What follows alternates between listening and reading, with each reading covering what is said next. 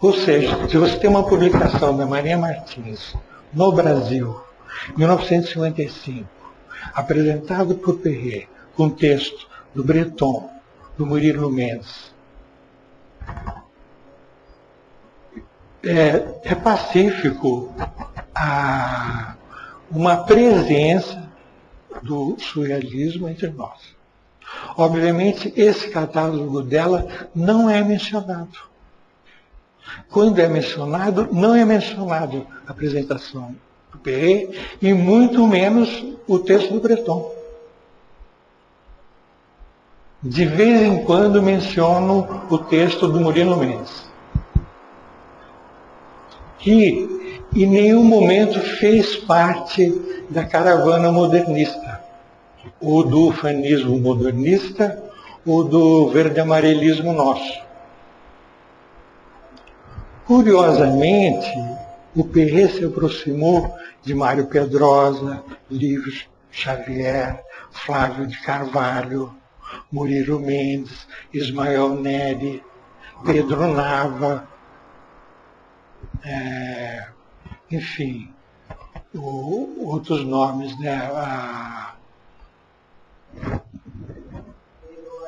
Aníbal Machado, lógico. Nenhum deles faz parte do primeiro modernismo nosso. A primeira antologia dos modernistas não tem Murilo Mendes. Muito menos a da Algisa Neri. Muito menos a poesia do Ismael Neri. Não, é pintor. Muito menos os textos do Flávio de Carvalho. Por exemplo, o Flávio de Carvalho, ele entrevistou Zaha, Man Ray, Herbert Reed, Nicholson. Tudo isso imediatamente publicado quando ele voltou. A entrevista que ele fez com Breton saiu uma única vez em 1939, no Carnaval, numa revista que só teve 2 números. E nunca mais foi publicado e não é citado. Eu cuidei da reedição desse texto em 2001. De 2001 para 1939, vocês veem o silêncio que tem. Então, não existe nada dessas coisas. Agora, o Perret, ele esteve aqui, morou aqui 2 vezes. As 2 vezes ele é expulso. A segunda vez pelo mesmo decreto de 31. Inclusive, a primeira vez que eu me deparei com a notícia do Perret foi abrindo o jornal. Eu tinha o quê? 14 anos de idade, né?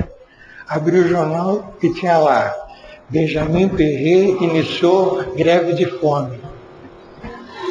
Eu disse, mas eu li ontem na Biblioteca Municipal os manifestos.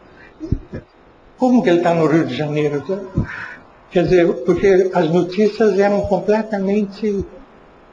Você não tinha nenhuma reflexão, não havia contexto, era só notícia.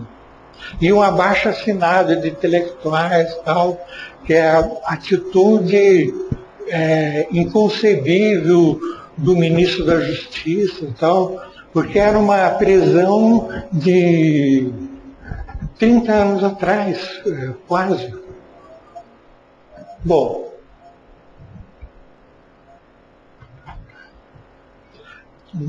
na primeira prisão ele é expulso por uma denúncia. Na segunda prisão, também.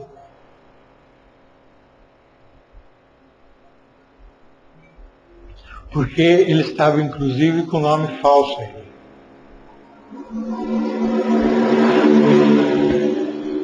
Na primeira, havia a questão de 30, havia um clima de golpe, enfim, de presença militar e de polícia muito forte. E o Perret era da Liga de Oposição à Esquerda. militante, portanto. Digamos que havia um contexto que até daria argumentos para um processo que terminasse numa expulsão, mas não um processo de 72 horas. Ou seja, não houve processo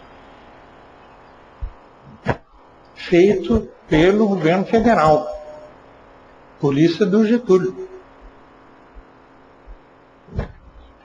Em 56, era o Café Filho, porque logo depois do suicídio do Getúlio e tal,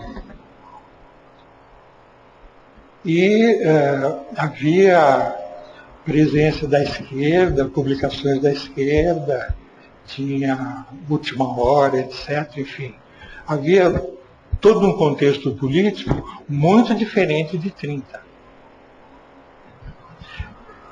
Surgiram algumas notícias nos jornais do Rio, tipo o Carrasco Vermelho de Niterói. Ele morava em Niterói. Mas mantinha-se, de uma certa maneira, uma figura que foi criada pelos modernistas. De uma vendetta, de uma raiva ou de